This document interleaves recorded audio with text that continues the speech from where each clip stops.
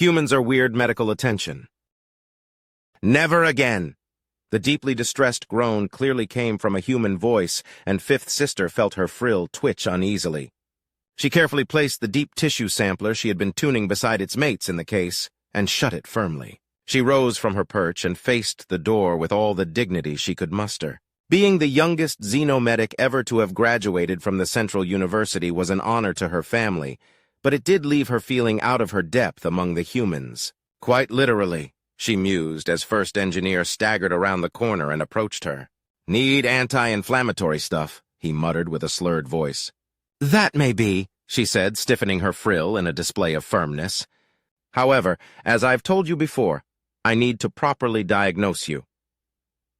The human groaned and muttered something about nosy medics before easing down into the diagnostic chair. Fifth Sister stood across from him and began the usual questioning even as she attached the skin sensors to his inflamed surface. She marveled anew at how much damage the human skin could take as the sensors clung to the clearly unhealthy surface. She caught a glimpse into the cavern of his mouth and her frill rippled in shock. "It appears that your mandible protuberances are loose," she said. He replied with a low-grade, profane statement that she had learned meant that he agreed with her diagnosis and considered it too obvious to bear restating. "It appears that your mandible is rejecting your native—" "It's just an allergic reaction," he snapped. "I just need the usual stuff. The last medic just gave it to me." "That would be against regulations," Fifth Sister said, trying to put sternness into her voice.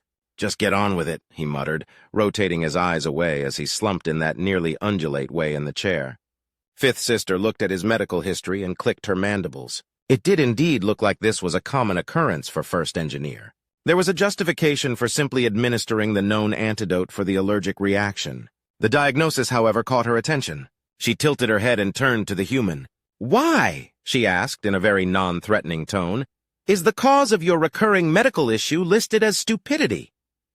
The human gave a bark of laughter and grinned up at her, revealing his swollen internal tissues and that strange internal appendage prodding at his loosened protuberances. "Look, I just broke down and ate some pizza, okay?" he said. "Got a little dairy and I'm reacting." "You file states?" she began. Yeah, the human waved her off. "Like my file says, immature behavior, lack of self-control, no intention for self-harm, stupidity. Just make your diagnosis and give me the dermal spray." Fifth Sister agreed and determined to check his age against the human maturity charts. Surely a fully grown human wouldn't deliberately ingest a known poison. "Humans are weird, Colonel?" 27th Cousin stared at the datapad in front of her and laid her dusky orange frill tight down against her neck. She rattled her mandibles together and finally leapt up from her crouch. She would simply have to find a human. She stepped out of her office and flicked her frill in companionable frustration at the other 27th Cousin stationed in this one small college. She returned the greeting with her green frill.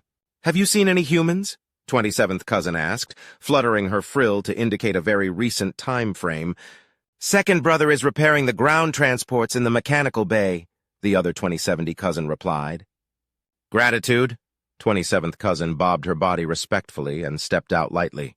She found the human exactly where she had been told, bent in a nearly undulate manner into the engine compartment of the boxy green ground transport. She was about to greet him but caught a glimpse of his base defensive covering and clicked in annoyance at the stitched markers on the arm guards. Humans did not use the same naming system they did. That is why she was here after all. She pulled up the translation screen and readied the sound file she needed. She waited until his head was out of the metal chamber before tapping her talons lightly on the concrete floor. "Hey!" He glanced over at her, and his strange, fleshy face contorting in that hilarious motion called a grin, even as he wiped his stubby hands on a biofiber rag. "10th Sister, right?"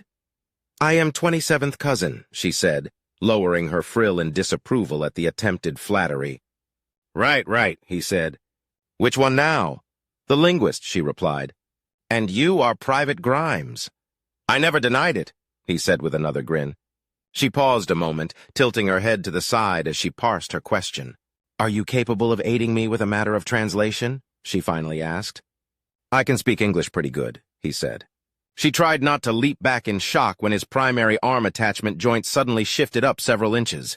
Were humans even attached under that pliable skin? She shook off the discomfort and held up the datapad.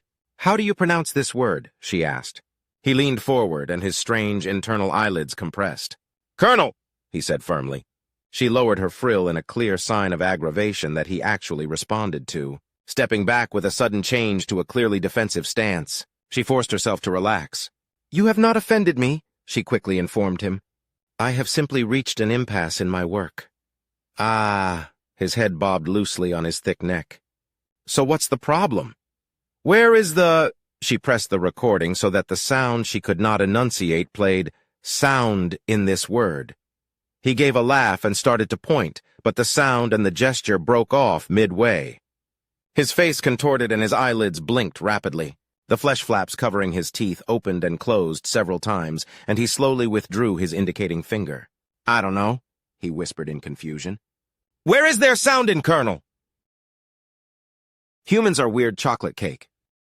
"Do you know why we called you in to talk today?" 15th Sister asked. The human shifted uneasily in his chair and glanced anywhere but at her gleaming, faceted eyes. 15th Sister made a quick mental check of her expression. She hoped she wasn't displaying human aggression signals. Her mandibles rested in a closed but not tight position. Her antennae were perked in interest, and her head was slightly tilted to the side to give her the best focus on the human. "I really don't," the human finally said. 15th Sister flicked her antenna in acknowledgement. "I am afraid that Amble-Salong had some concerns about you health," 15th Sister informed him. "Okay." The human tightened the fleshy covering over his disconcerting single-point eyes. That meant he was focusing his attention on her, waiting for further information, she remembered. "Yes," 15th Sister went on. "He was concerned that you had not reported intaking enough nutrients to maintain your health." "Dude," the human muttered, as his gaze dropped to his hands and the smooth expanse of his forehead wrinkled in a fascinating manner. She took the totality of his reactions to me he was pondering this information. "Don't know where he gets off saying that," the human finally said. "I've been eating plenty and I reported all of it in my daily log. Here is your log." 15th Sister pulled up the table on the holographic display. She was increasingly gratefully that their site overlapped enough that they could share this most efficient display method. "Can you confirm that these are the inputs you entered?" she asked. "Yeah," the human said after a moment. "That seems about right. According to this," 15th Sister said, "you have consumed primarily simple, dead carbohydrates for the past 3 days. "Yeah." The human bobbed his head vigorously in a manner that would have indicated serious neural dysfunction in a shatar. "Since the party, we've been going through the remaining party food. Amble-Salong assures me that this is a wholly inadequate diet for your species," 15th Sister observed. "He even suggested that if you continued this pattern, it could start showing serious medical effects within days." "Yeah, well," the human raised and lowered his shoulders. "The chocolate cake is almost gone, so it'll be fine. I mean, I won't get scurvy in 3 days. 15th Sister felt her antenna curl in annoyance and worked to keep her frill level. She had been warned about human carelessness about their nutrient health. She would deal with this like a professional. Humans are weird, savage corollary. "Don't you have to clear this with the ethics board before you do anything?" 40 the Trills asked as they perched together on one of the many arms of the communications array. "Nope," Traskter replied as he adjusted the focus on the camera lens. "But you are performing active scientific research on sentient beings," 43 Trills pressed. "No, I am not!" Traskter waved one of his free appendages in demonstration. Demonstration of what 43 Trills wasn't quite certain. "How is this?" he gestured with his wing hook at the simple levers set up below them. "Not a scientific study?" "Be still if you can," Traskter instructed. Human friend Jameson approached the target. 43 Trills huffed at the implied insult but went still, quite still, thank you, to watch the human. Jameson was strolling towards the outdoor drink dispenser. It was a simple refrigeration unit that kept added-value nutrient fluids at optimum temperatures, something that most species considered useful on warmer worlds but that humans insisted was absolutely necessary to moral. In front of the unit, Traskter had placed a contraption of serrated steel bands and various springs and levers. "What did you say that artwork was supposed to mimic?" 43 Trills asked. "The humans call it a bear trap," Traskter replied. "Now be still!" Jameson had noted the mock trap and was frowning at it as he approached. He slowed to a stop and glanced around as if looking for some explanation.